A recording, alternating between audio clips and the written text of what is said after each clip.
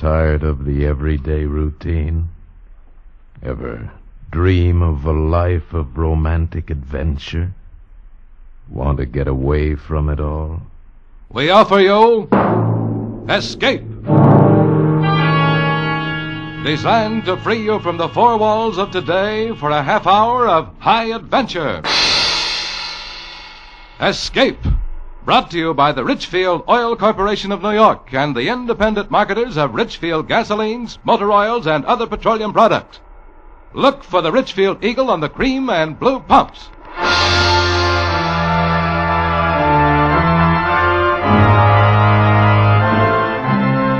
Tonight, we escape to a small town on the California coast, behind whose scenes exists a world of terror, blackmail, and death. As H.V. Dixon tells it in his exciting new novel, Something for Nothing.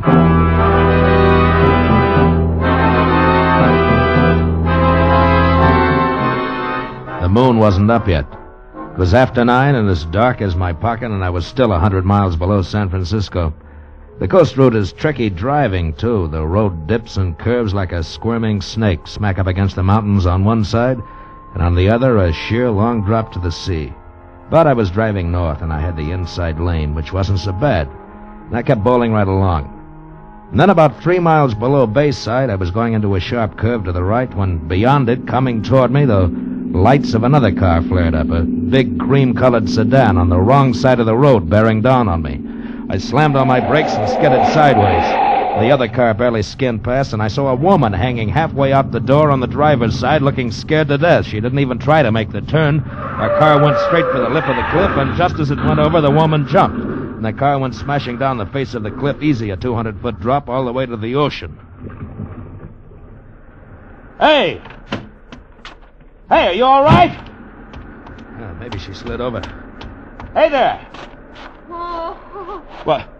Where are you? Don't bother. Oh, there you are. I'm all right. Here, hold on. Don't fall over the edge now. I'm a little shaky. There we go. I didn't see your car not till the last second. Look, lady, I didn't run you off the road. You were way over on my side. Oh, I didn't mean it was your fault. My brakes failed. I was coming down the grade. I guess I lost my head. You could have made it all right without brakes. You weren't going very fast. Oh.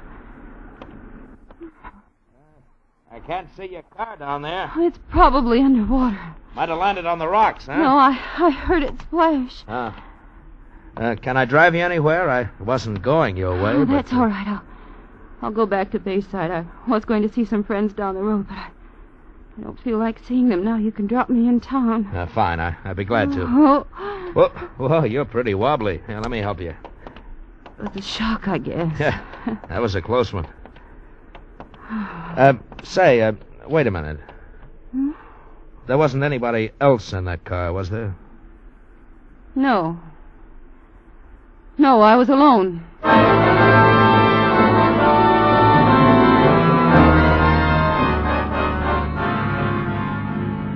You live in Bayside? Yes.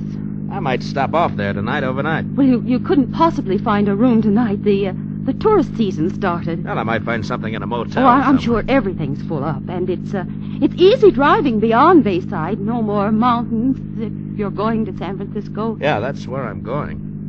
Do you live in San Francisco? Oh, I did when I was a kid. Lately, I've been living in L.A. I've been working in pictures. Oh. For a while, I thought I'd be another Clark Gable or a Robert Taylor or something. Every agent in town was after me, but you know how it is. It didn't pan out. Why not? You're handsome. Oh, sure. Too handsome. I photographed too slick. I saw I'd never be anything but third rate, so I got out. Yes, I suppose that's sensible. Well, welcome Bayside city limits. Now, where do I take you? Straight ahead. Huh? This is Surf Avenue. It'll take you through the main highway. Well, where do you live? Oh, you don't have to take me there. Stop here. Well, why here? I'm going to the police station to report the accident. Well, don't you want me to go along and be a witness? Oh, no, I'm sure that isn't necessary. Have a nice trip to San Francisco. Thanks. You are going right through, aren't you? I guess so. Well, you'll be there in 2 hours. Yes, I know. Yes, well, thanks again, and goodbye. There was something funny about that dame. Something was worrying her besides that accident. The way she acted toward me, for instance. All she cared about was getting me out of town fast. So, naturally, I decided to stay a while to find out why. I found a room without any trouble at all, and then I walked around Bayside. I liked what I saw. The cars, the stores, the way the women were dressed. Yeah, Bayside was loaded with money. And then sometime after midnight, I dropped into a bar. One of the customers was yawking away to the bartender. I ordered scotch over ice and listened in. She phoned the station about an hour ago and said Frank wasn't the type to go somewhere and not let her know. That was the customer, a big moon-faced man with a red neck who had cop written all over him. Didn't sooner or later bust loose. What do you know? Frank's going off on a bit. Well, I told her we'd check around. Hey, she say Frank was driving that cream-colored job of his? My heart jumped like a hooked trout. He sure can't disappear far in that car. It was hard to keep the excitement out of my voice. Pardon me, but what color car did you say? Huh? Well, I just drove in from L.A., and I passed a cream-colored sedan a few miles back. You couldn't miss this one. The darndest color you ever saw. Huh? The ornament on the hood is a big pair of dice. Well, the one I saw, a woman was driving. No, Frank never lets anyone drive his car. Well, Gassner doesn't know how to drive, does she? Oh, sure she does, Chief. She just got a new convertible, only, she doesn't go out much. Doesn't drink, doesn't wear makeup, doesn't do anything much, and she sure is a mousy woman. She went to bed tonight at 9 o'clock on a Saturday night. Tell me, who is this Gassner? Well, he owns this bar, a couple of restaurants, and he owns a Domino Cottage. He calls it a dude ranch, but it's really a gambling house. Oh, an important man, huh? Yeah, he is. And he isn't. He's got money, but a gambler doesn't rate with the local snobs. Oh, Bayside's one of those towns. Cream de la cream, mister. Some of the oldest families in California live here. So money doesn't count. Not without a pedigree, mister. It sure don't. But money counts with me, especially easy money. To get something for nothing, that's the sweetest thing in life. Well, I finished my drink and went to the phone booth. First, I looked up Frank Gassner's address, 16 Yucca Drive, and I wrote it down. Then I put through a long-distance call to my pal Danny in San Francisco. He said he'd meet me in Bayside in a couple of days. When I left the phone booth, the redneck cop had left, and the bartender was getting ready to close up. I decided not to wait till morning to drop in at 16 Yucca Drive, so I paid the bartender and was halfway through the door when... Mr. Devon! It jarred me having somebody know my name in that town that particular night. I turned around fast. Gil Devon. What? Oh, what's your hurry, Gil? Don't you want to buy me a drink? Well, I don't know you from Adam, baby. Well, I know you. I know your name, rank, and serial number. Oh, I dropped that identification bracelet again, huh? In the phone booth. I went in right after you. Here you are. Thank you. The catch keeps coming open all the time. You ought to have it fixed. Yeah, I guess so. But every time I lose it, it gets back to me somehow. Well, how about my reward? Oh? Like what? We could start with a drink.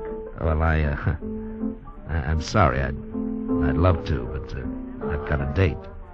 That hardly comes as a surprise with shoulders like yours. Now, what does she have that I don't have? Only one thing, sweetheart, and it's not beauty. But what she has, there's no substitute for.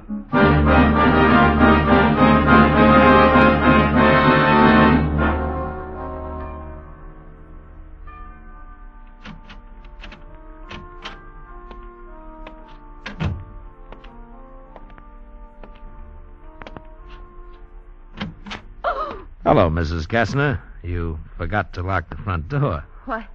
Why didn't you go to San Francisco? Well, when I get a feeling I'm not wanted, that's when I stick around to find out why.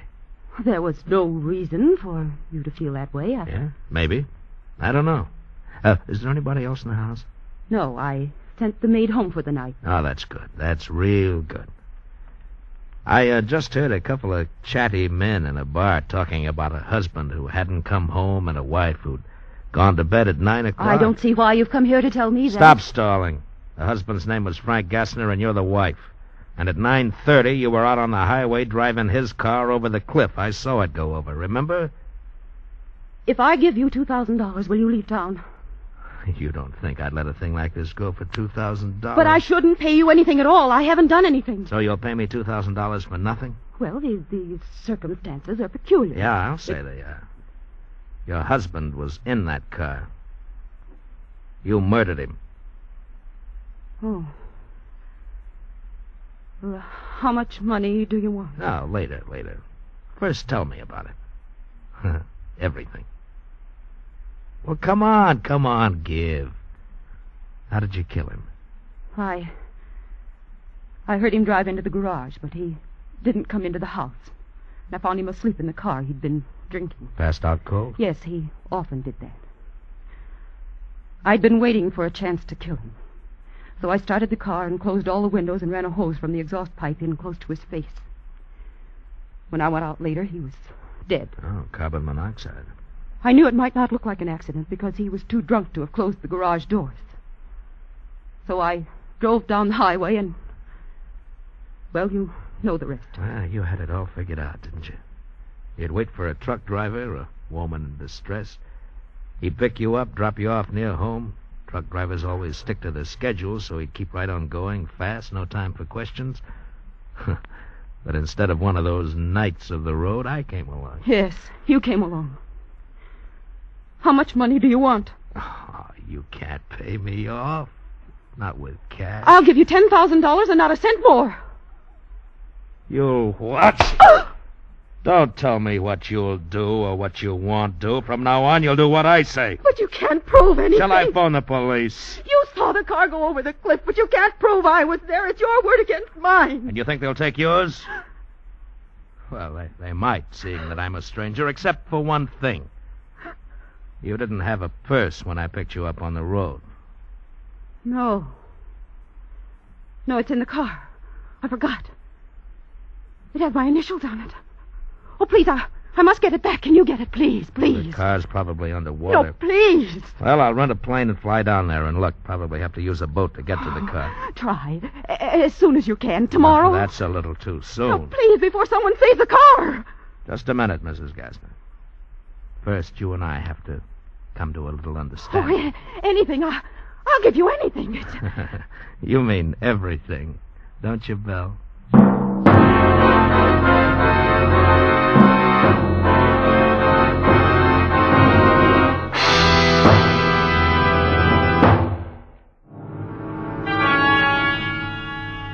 It was going to be a gold mine. For a start, Belle Gassner went to the bank next day and got me $10,000 cash. Then she made out a power of attorney for me. The next afternoon, I flew down the coast on a rented plane and spotted the car wedged into the rocks, right side up, under 20 feet of water. The next day, Belle and I went down in a cabin cruiser and dropped anchor as close to the rocks as we dared. Let the anchor out all the way there. Well, it hit bottom. All right, now take a hitch in the line. Okay. That's it.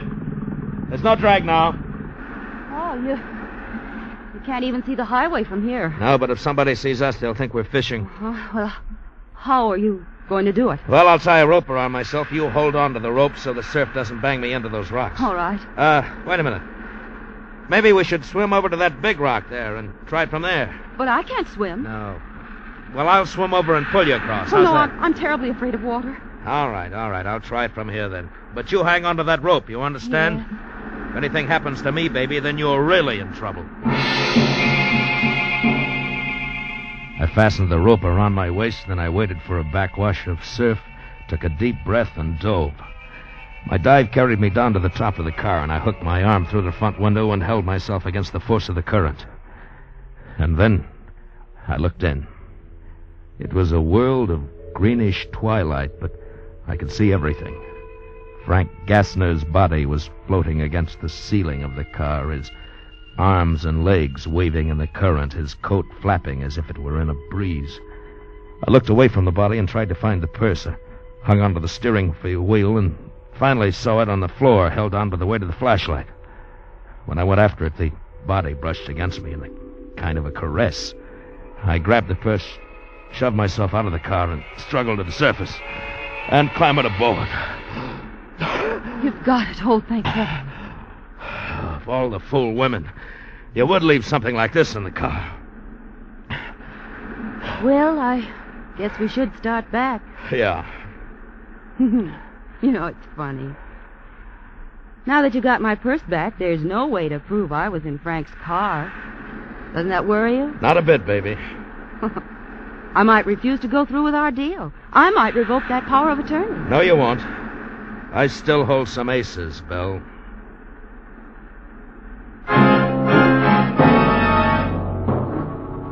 That night I started playing those aces. Belle Gassner had never known a man like me, only a husband that she'd hated.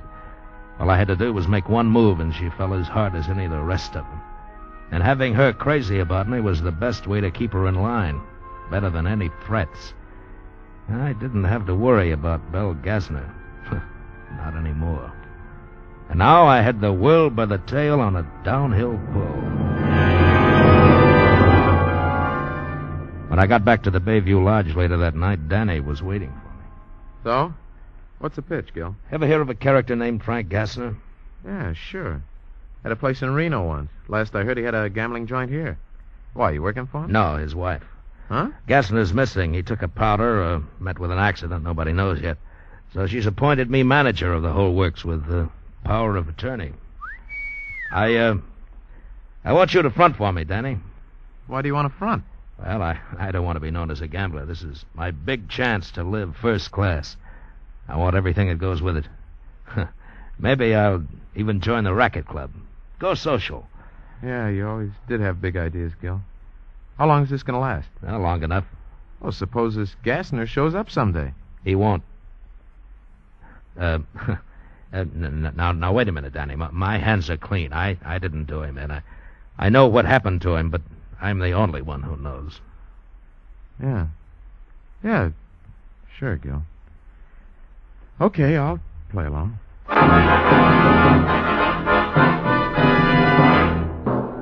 A week later, Belle introduced me around, and I took over. Danny did most of my work, and I began living high. I even bought a brand new plane, a beautiful low-wing 4-place job. And I took Belle up the first day. You know, flying's the only time I'm really myself, Belle. There's nothing like it. I know a little about it. Oh, you do? Uh-huh, I took lessons for a while. Frank was going to buy a plane. Well, how many hours do you have? Oh, almost 20. Oh, then you're solo, huh? I wasn't very good. Just never could get the hang of it. Well, come on, try it. Take over. No. Oh, come on. Do you think I can? Why, sure, it's a cinch. Well. There we go. Oh. Yeah, that's very good. Now, try a turn to the left. Huh? Oh, no, not too steep. There we go. You got the feel of it? Oh, it's fine. Why, it's wonderful. Yeah, sure it is. You must have had a bad instructor. But now, baby, you've got me.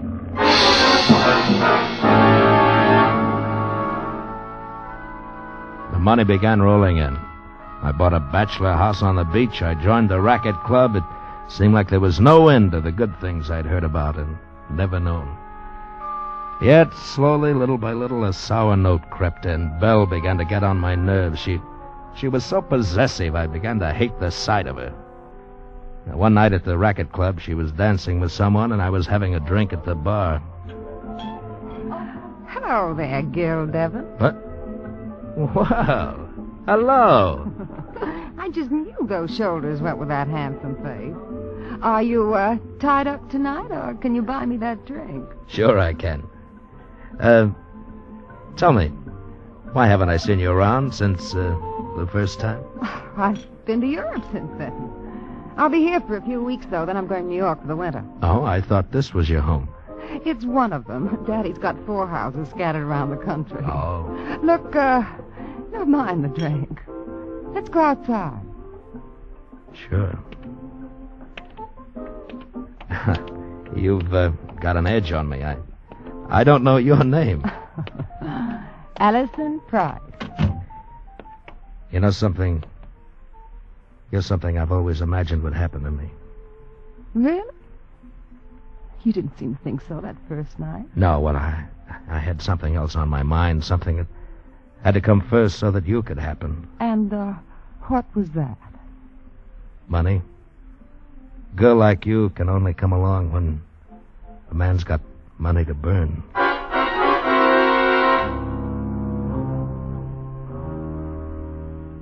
And on the way home that night, I was in real trouble. Where were you? I saw you leave with Allison Price. I told you, Belle, we were outside talking. I warn you, Gil. If you ever think of leaving me, I'll go to the police and tell them we both killed Frank, and I mean it, Gil. Oh, calm down, Belle. I'm not interested in that Price girl. Are you sure? Why, sure. As soon as you're legally a widow, we'll get married. That's a promise, Belle. I felt like a steel trap had closed on me. That Belle was dangerous. She had to be handled right. I planned everything down to the last detail and then waited. Until one night pretty late. Yeah, Gil, they found him. What are you talking about? Found who? Gassner. Gassner's body's been found. The car's down the road a ways at the bottom of a cliff. Somebody spotted it from the air. It must have been an accident. Yeah. Look, should I call Mrs. Gassner? Chief Arnold's not going to tell her till he's poked around. No, Danny. I'll call her. Thanks for letting me know.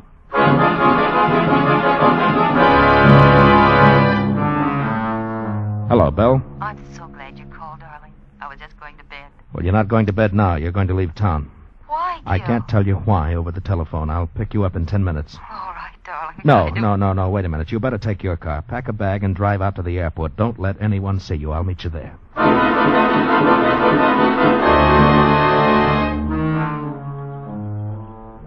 They found Frank last night. Danny called. Oh, is that all? Well, what a relief. I couldn't imagine Wait a why minute, you... Belle. Danny says that Arnold's already figured out from the wreckage that Gassner wasn't driving the car. That doesn't mean they'll suspect me. And the autopsy shows that he was dead a long time before the car went over the cliff. They know it was carbon monoxide. No. And somebody on your street saw you walking home that night. Then Chief Arnold knows I was lying. Oh, what'll I do? That's why I asked you to meet me out here. You can take my plane. But I'm no pilot, Gil. You can do it, dear. You can fly up the coast past Frisco across the state line to Medford, Oregon. What shall I do there? Stay there. You'll be out of the state. Then when I straighten things out, you can come back. But I can't do... It's the only thing you'll do, Belle. Now, trust me, darling. It was barely dawn, and there wasn't a soul around. Belle stayed in her car while I got the plane ready. I rolled it out of the hangar and parked it just over a water drain, and then I opened the valves to the gasoline tanks and let almost all of it drain out, so she'd have only enough fuel for 15 minutes of flight. I rolled the plane out on the runway and got it warmed up, and then Belle ran across and I helped her climb in. Now just follow this course I've marked there. Yes? Stay over the ocean at least an hour. Why, Gil? Well, I don't want you spotted. It's safer that way. Oh. This engine runs like a wristwatch. All right, darling. Oh, Gil. Oh, you're okay, honey. Don't worry about it. Now depend on me. Now don't start crying, dear. You have to get out of here. Gil? Goodbye, darling.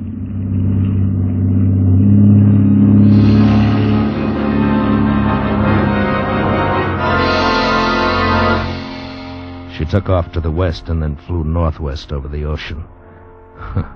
What a trusting fool she was. When I looked at my wristwatch driving back to town, it was 18 minutes since the plane took off. By then, it was down somewhere in the ocean out of gas.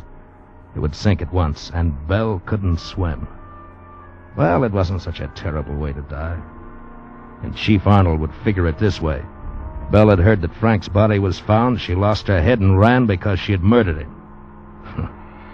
Case closed.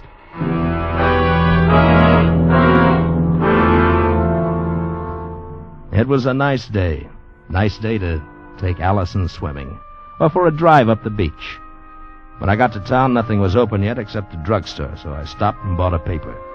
Folded it under my arm and started back to my car.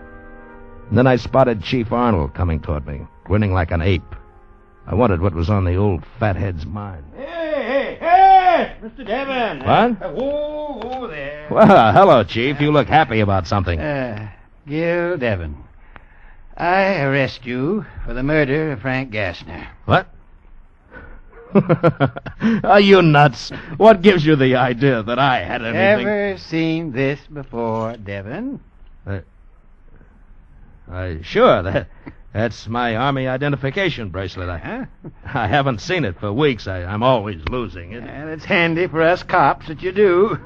This time you lost it in Frank Gassner's car. Say, isn't that Allison Price? Well, I'll be darned. She's got under your skin, too. Shut up. Shut up, you flat-foot. Here! Come here, I want to talk to you. Oh, beautiful girl. And so near. So near. And yet so far.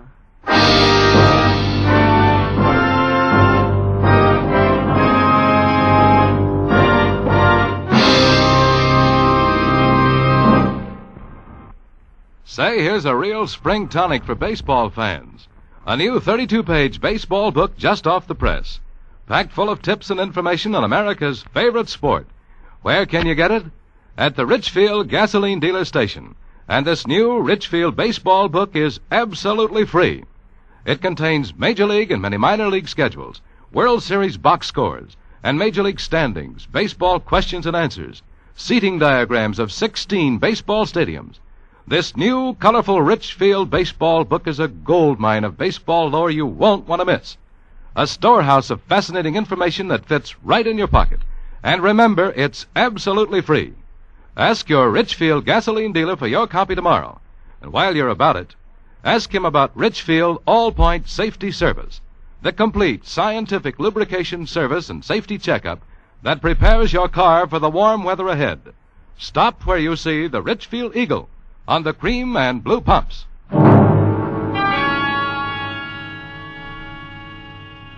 Escape is produced and directed by William N. Robeson and has tonight presented Something for Nothing by H.V. Dixon, adapted for radio by Sylvia Richards. Featured in the cast were Bill Conrad as Gil, Ann Morrison as Belle, Frances Cheney as Allison, Will Gear as Arnold, Rick Vallon as the bartender, and Paul Frees as Danny. Special music was arranged and played by Ivan Ditmars. Next week. You are being whirled through the streets of New Orleans by the gay revelers of Mardi Gras. But somewhere in the crowd, dressed as a clown, is a murderer. Your murderer, from whom there is no escape.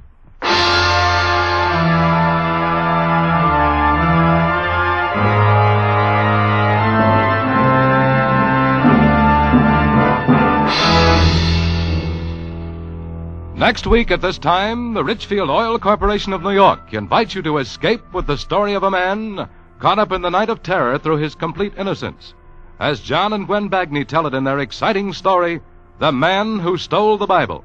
Be listening. Goodbye then until this same time next week when once again we offer you Escape. I'm Hanlon speaking. This is CBS, the Columbia Broadcasting System.